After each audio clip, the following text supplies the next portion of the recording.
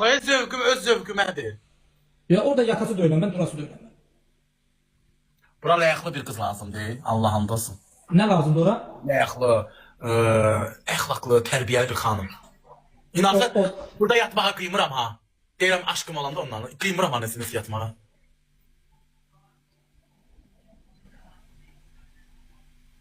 Babuş, tutak ki evlendin. Hə. Arvadın seni əsəbləşdirdi. Hə.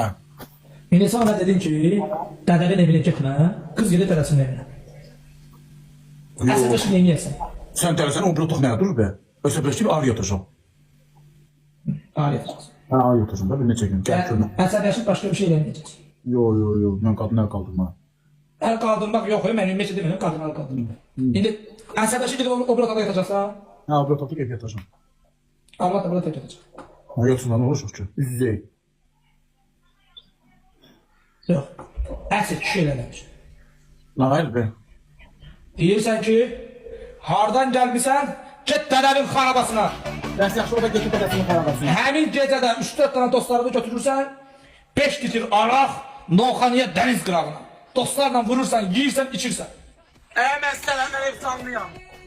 Nə? Hə?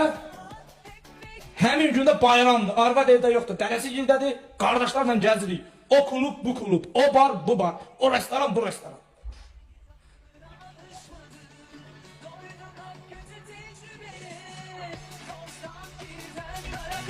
Sən ağarsan olur. Otağıma baxıram doymuram. Sən Allah ora baxıb nəyə xəyal edirsən? Sən Allah xəyaldakiləri danışlar. Tutaq ki evlənmisiniz. Mənə bax. Tutaq ki evləndiniz.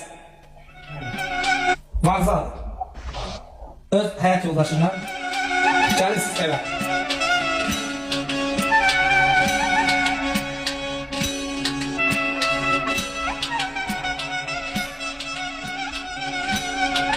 Aç evi mənə danış.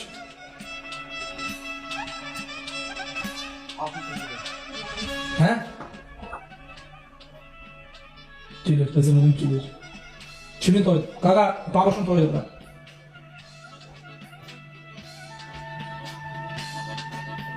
Ay xanım, bu cındır